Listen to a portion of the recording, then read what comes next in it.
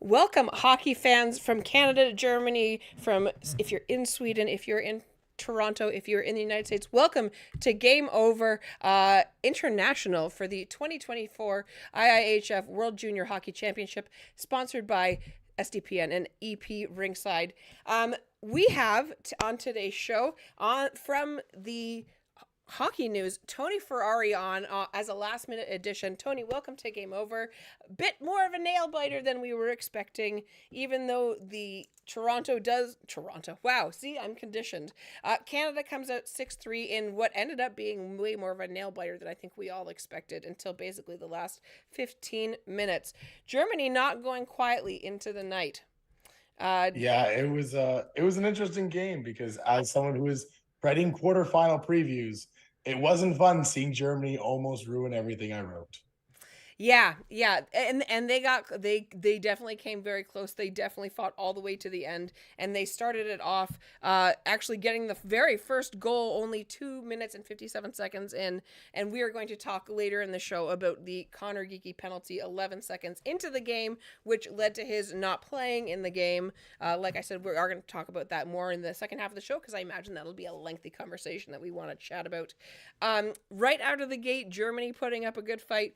Their leading scorer, Julian Lutz, who is the prospect of the Arizona Coyotes and one hell of a player. Like, don't get me wrong, I'm not usually one to follow German hockey, but definitely noticeable on the German side today. My goodness.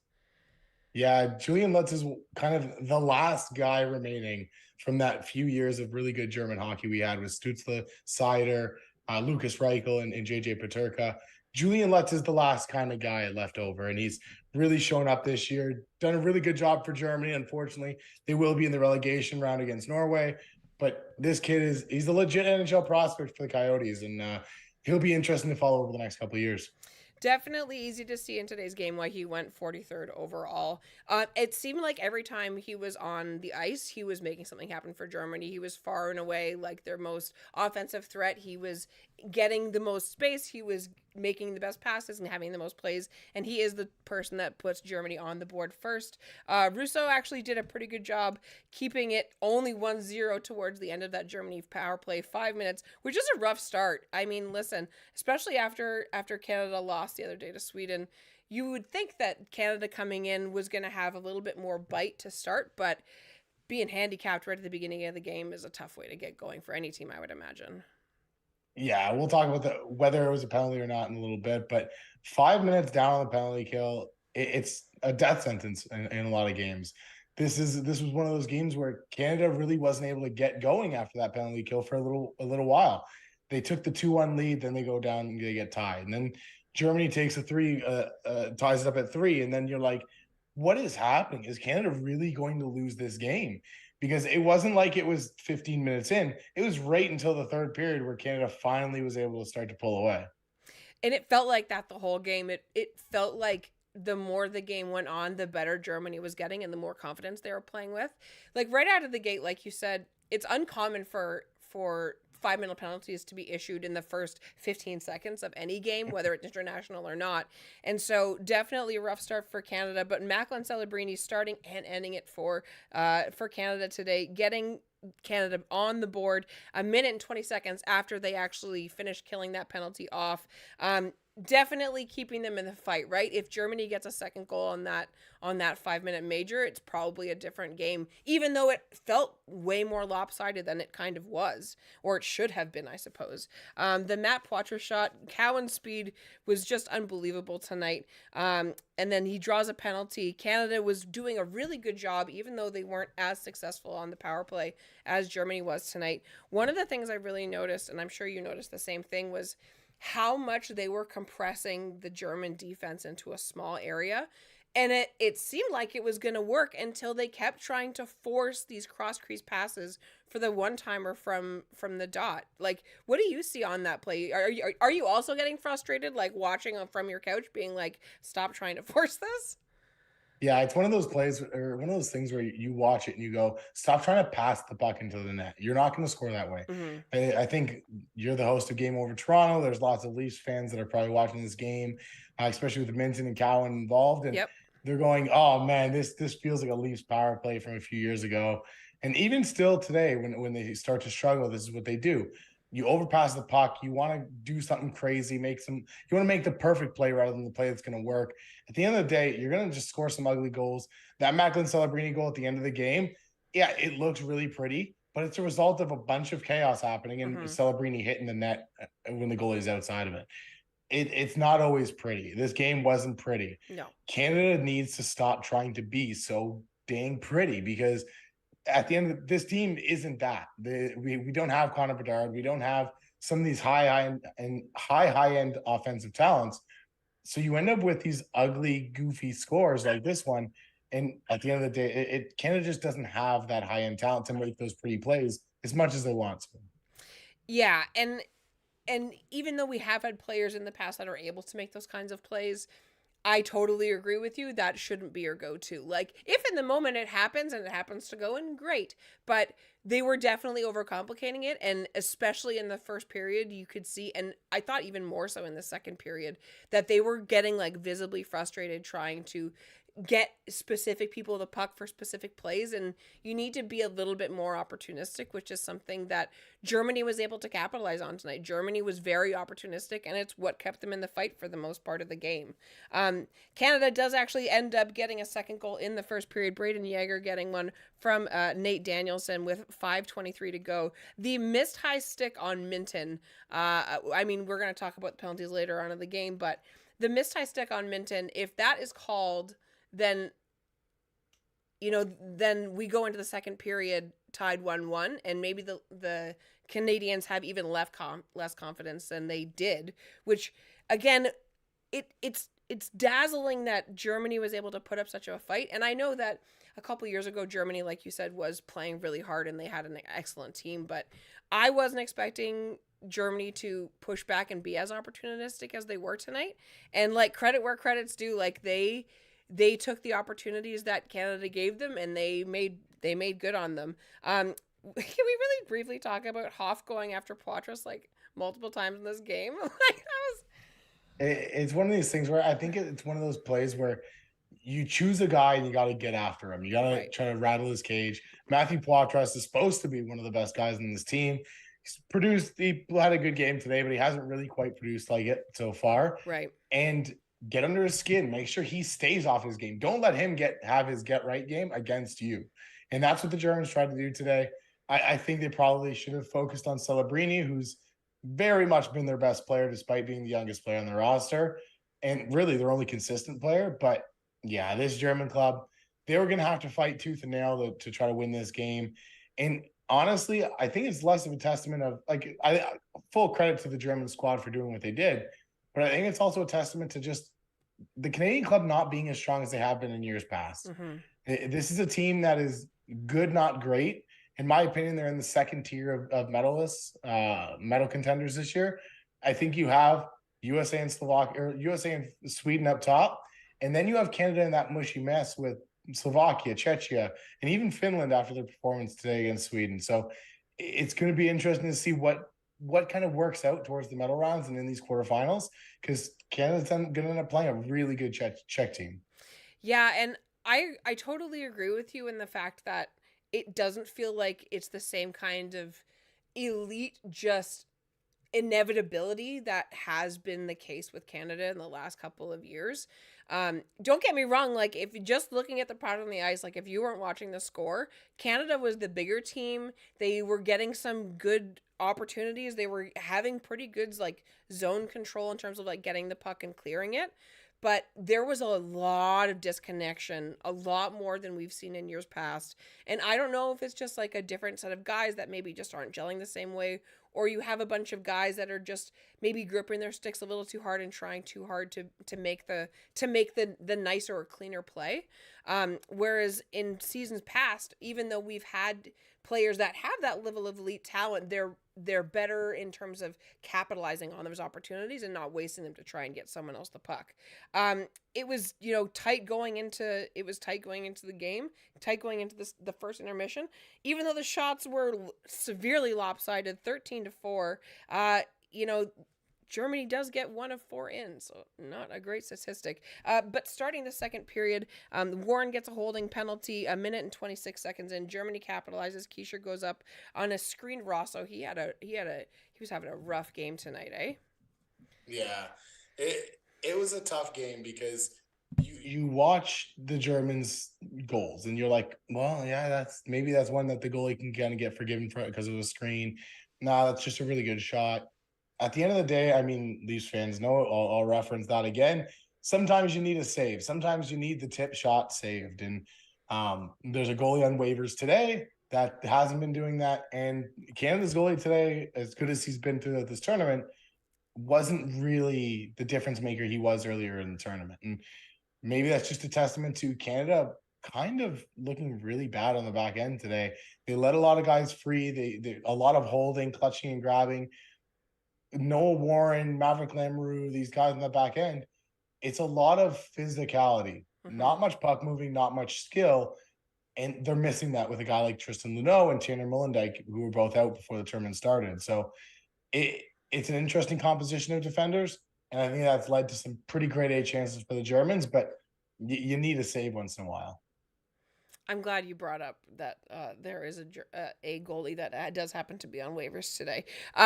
It was definitely, it seemed more like as the game went on that Canada's defense was really struggling to close the gap, to get possession back. Like once they had possession, it seemed like they were okay and they were able to clear it. But there was more than a couple times where they thought that they had the pass and it was actually going through to the German player behind them, right? So obviously with those losses before the tournament started, I'm sure that their defense was kind of shook up a little bit. But, at this point we're 4 games in now and we're getting to the elimination round and it's only going to get harder to play and the other teams are only going to be better. So I would imagine that if Canada plays the way that they did tonight, then they maybe are not victorious against Czechia on Tuesday. But let's finish the game before we start foreseeing the future, shall we? Matt Poitras, even though he's hit into the boards a second time by Hoffman, cross-checked 3:46 into the second period. He had a couple opportunities tonight where it seemed like there was just so many times where the goalie is out of place, there's cluster in front of the net, and no person in a Canada jersey could bury it. Like, there must have been, half a dozen chances in the second period alone where the puck is either, very gently drifting through the crease, or it's on the player's stick, and instead of, banking it in, they're trying to do the fancy pass again. And it was really frustrating through the second period. We end the second period tied at 2, and the shots are 25-8 for Canada. There was so many times in that period specifically where Canada should have been up 3, 4, 5 goals to 1, and they just couldn't bury it, man. Just couldn't happen. I think that's a testament to the Germans' defensive strategy of, like you mentioned, closing in on the goalie, creating that box, keeping everyone outside. And Canada, unfortunately, was happy to play on the outside. They didn't have that guy sitting at the back door to tap that puck in when it squeaked through the crease. They didn't have that guy ready for the rebound. And I think that was the big thing with Canada in this game specifically, where is 6-3 as the final. It's really probably a 4-3 game, 5-3 game. This game should have been 8-3, 9-3 because Canada had those chances. They had those opportunities. There were pucks laying there ready to be just buried in the empty net. And Canada wasn't in the position to do so because they were so focused on passing that puck around the outside. They weren't getting it on the inside. Yeah, and it was those same mistakes that were leading to so many of the opportunities when Germany would get a power play, right? The defensive breakdowns were so evident in that 3 of Germany's goals all come on the power play, right? And when you start off the game, 5 minutes major, not a good start. What should have happened is the coach, at least in the first intermission, should have gone on and said, okay, guys, well, if they're making good on these power plays, we need to play smarter. We need to make better decisions with our sticks. And even though there was a couple of penalties that were missed, there are penalties that get called, and Germany basically capitalized on every opportunities that they got, right? And even though it is a team where, on paper, Canada should be completely just dummying them, the lack of defensive structure was really evident, and it's the reason that that it was a nail biter all the way until basically 11 minutes left in the third period. There, one of the notes that I have: pucks literally sitting on the line, unburied, can't bury on so many chances. Cowan couldn't get a shot. Matachuk couldn't get a shot. It was like everybody's taking like the grocery line number and like everybody's numbers being called and no one's going up to the counter. That's what it felt like. Yeah, it's really frustrating. And you mentioned the penalties there and Canada taking too many. It's been a theme for Canada throughout the history of time, really, at the World Juniors. In Canada, everyone's always taught finish your checks, regardless of whether it takes you out of the play, or regardless of whether it's a smart play to do it. And you notice how many times in these IIHF tournaments, the World Juniors and the U18 specifically, that Canada ends up being the team that gives up so many power plays. In this game, when you're the more skilled team, you should be getting more power plays because you should be the one blowing by defenders, forcing them to hook you, forcing them to trip you or throw a knee out or do something stupid to give you a power play. Unfortunately, almost every game in this tournament, Canada has given up more power plays, including in this game where they gave up, both teams scored 2 power play goals. Germany got 5 power plays, though. You can't go down a man 5 times, especially when one of them are 5 minutes. It's not conducive to success. You're playing a third of the game or a sixth of the game, a fifth of the game on the penalty kill. You're not scoring goals that way. 2 penalties alone, right? They get the 5-minute major and then they get a double minor later on in the game. That's nearly a sixth of the game that you're going down by. Regardless of all of the other penalties that were called. Like 9 minutes in any hockey game, regardless of what crest is on the front, is too many by most team standards. And so, like you said, I couldn't have said it any better. As Canada is a team that has struggled with taking so many penalties, that should never have happened, especially when you start off the game the way that it did. And I would actually say there was a penalty earlier in the game, or in the game, that I didn't think should have been called. The high stick, the double minor that shouldn't have been a penalty, that was called a double minor. The follow through on the shot. Now, I guess the argument from the IIHF was that because he didn't touch the puck, it didn't count as a shot. But I don't know. Yeah, it's a tough one. What call would you have made in that situation? The IIHF is always going to side on the side of safety. They've always done that. It's always been their thing. When a guy whiffs on a puck when he doesn't touch it, is that a follow through? Technically, no. It has to be a sent pass or a sent shot to be a follow through. And when you're not sending one of those two things off your stick, then it's just you're careless with your stick and you're not control. The way I kind of see it is, if you don't have enough control to send that pass or send that shot off, you're not in control enough to call it a follow through. So while I get why there's a lot of people that don't like that penalty, it's probably one that you just go, you don't like to take it. But in the IIHF rulebook, that's a penalty all day, unfortunately. Fair enough. Can't argue with that.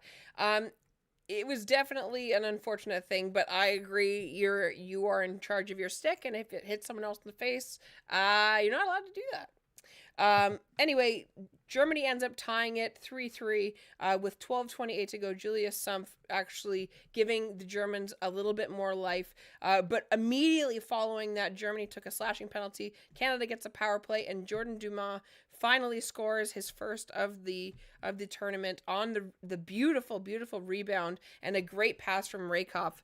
Rakoff had a heck of a game. Actually, the whole game, he was probably one of the best players on Canada, at least from where I was sitting on my couch. Lutz and Bonk both go for the offsetting minors, still 5-5. Can you actually, after we talk about this, can you explain why the double offsetting minors, they're still doing 5-on-5 instead of 4-on-4?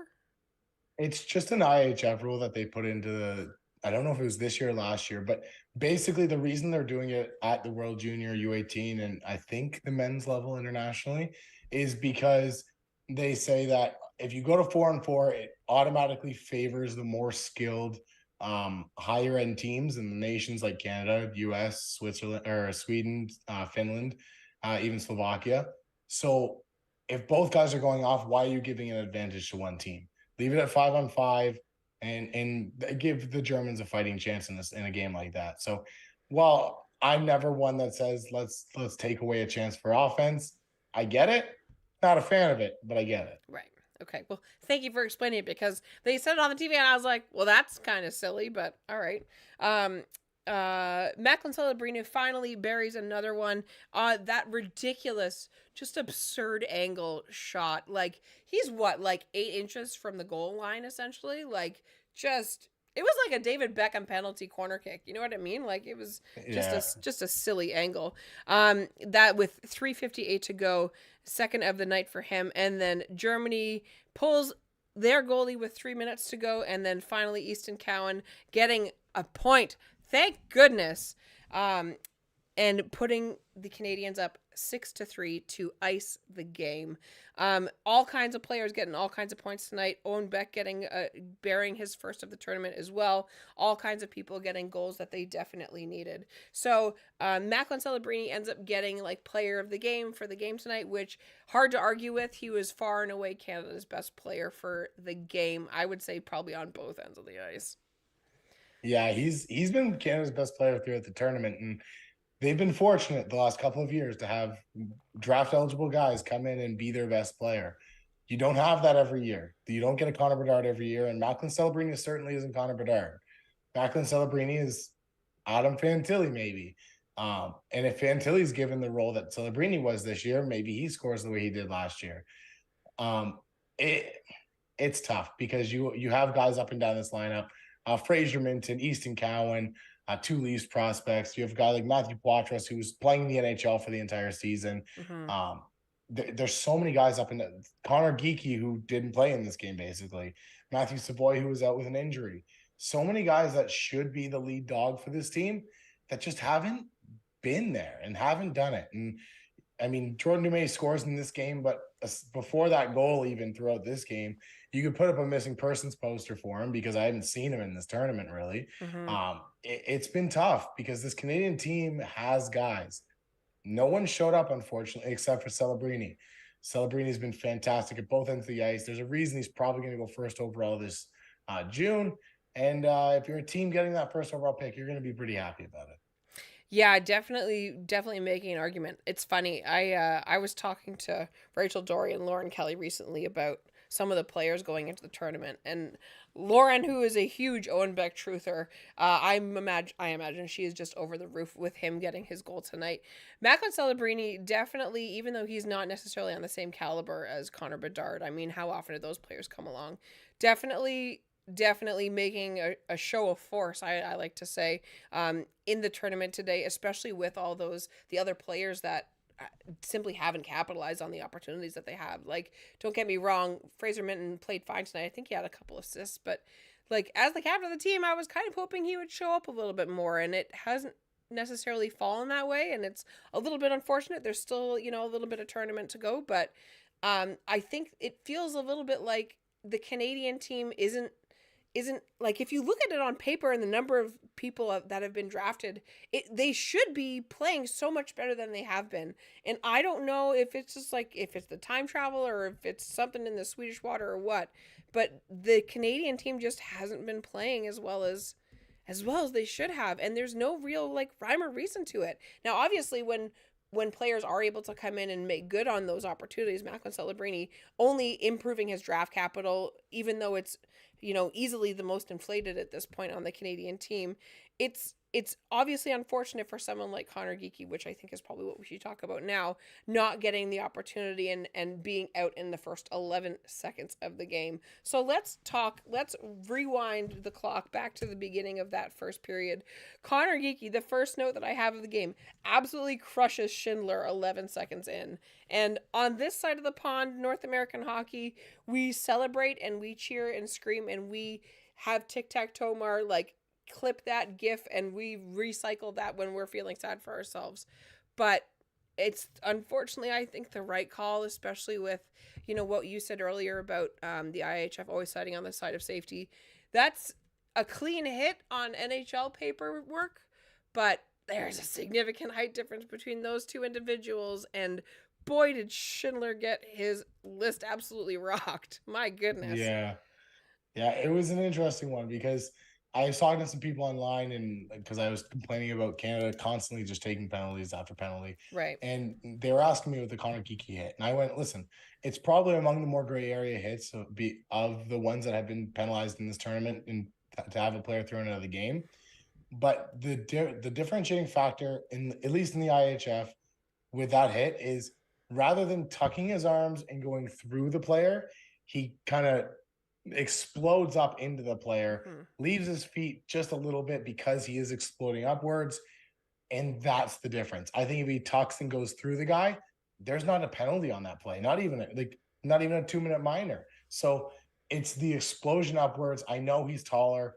If you're taller, explode down on the guy, crush Yeah. him that way. Yep. Like you have that Throw your advantage. hips out, man. You can hit him with the team in your chest.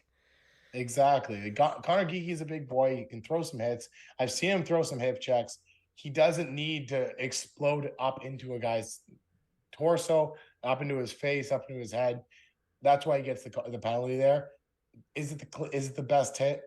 Yeah, it's a great hit. You look at that in North American hockey, like you said, not penalized, probably celebrated. With that said, it's also just goes with the flow of Canada, throwing that extra hit, trying to explode, trying to murder a guy on every hit. When you could just take him out of the play really quickly, go through him, and then you probably have your momentum carrying you as well. So I don't love the hit. I don't hate the hit. It's gray area for me. But in the IIHF, that's a penalty every time.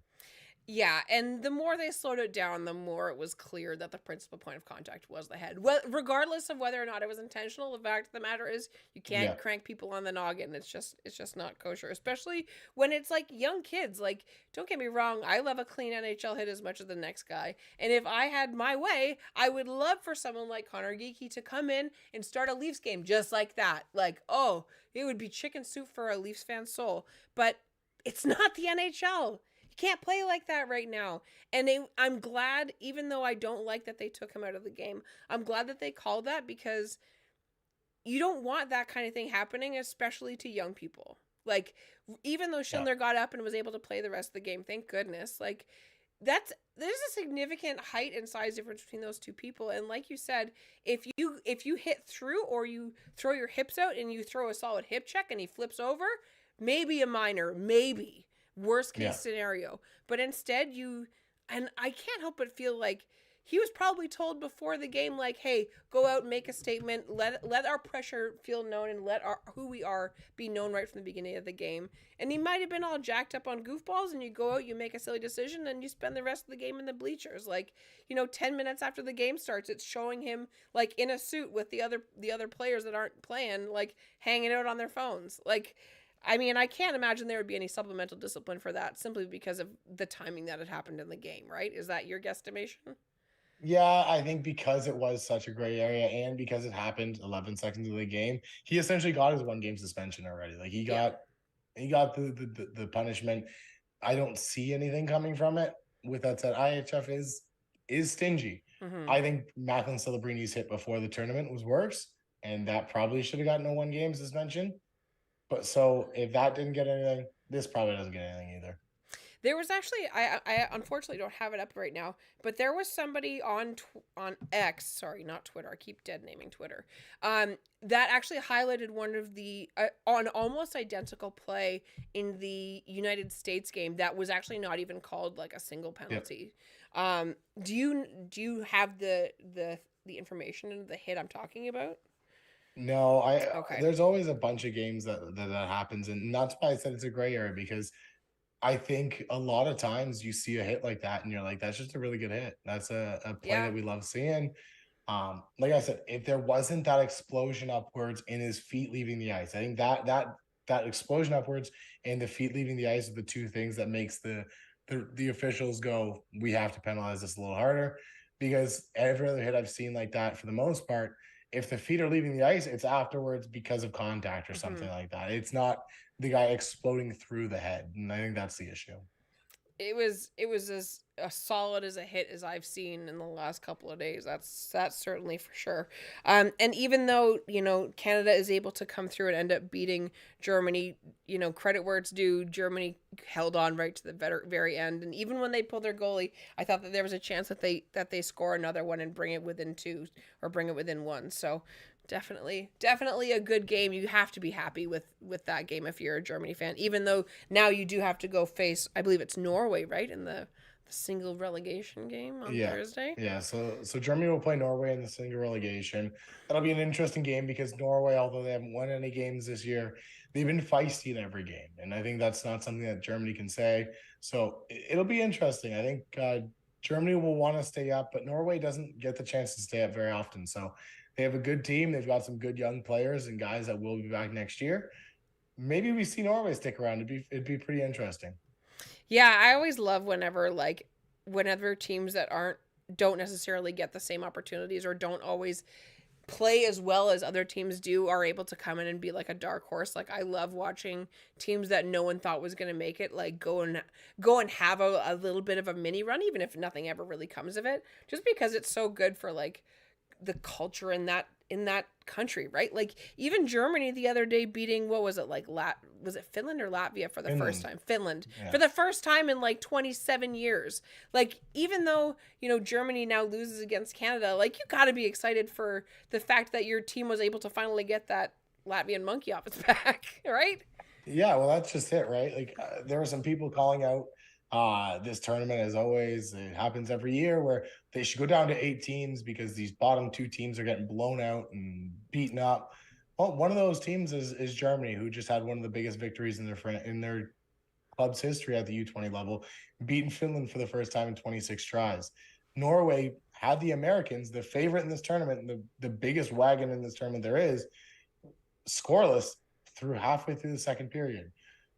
There's teams that are getting better. These Latvias, the Norways, the Germanys. I mean, even we look a few years back, Slovakia wasn't doing what they're doing. Czechia wasn't doing what they're doing. Yep. Now even in a tournament without Russia, which obviously good reasons, you have 6 medal contenders that are legitimate. You have 6 teams that can go and get a medal, compete for the gold, and be a really good team. So I don't know. In my opinion, you let this tournament stay 10 teams. You let those teams like Kazakhstan, who will be up next year after they won the second division tournament, Belarus, another team that's been pretty good, Denmark. You have these teams coming up. It's just going to be about letting them get acclimated and letting them grow as hockey programs, because as we've seen with Canada, they're starting to close the gap a little bit.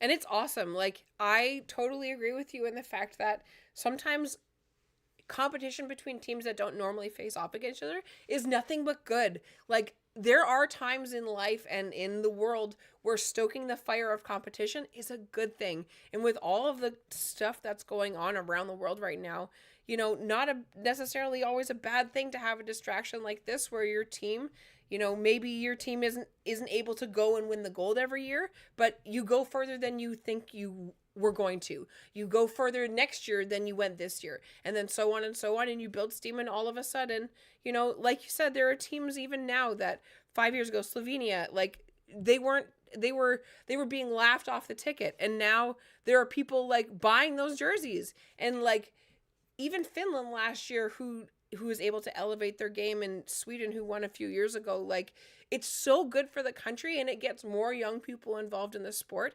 And when the sport is already like kind of hard to get into because of how expensive it is, and it doesn't feel very accessible for countries that aren't necessarily like, hallmark or marquee level countries when it comes to hockey. When you think of like a classical hockey sense, some of the best players came from countries that no one had ever come from until they came from there. Alice, Sweden, right? How long were Swedes kept out of the game because no one would take them seriously? And then all of a sudden Borje Salminen comes over, and now the floodgates are open. And it's only a good thing. The more people that we can get from different places involved in the world, involved with hockey, the better our sport will be. That's just, I'm sure you feel the same. But yeah, very much so. Yeah. Well, all good things, right? So let's talk about, make sure you get your questions in. We are going to do a mini press conference here in just a second. You are watching Game Over International. We have Tony Ferrari from the Hockey News, the drafts prospect analyst.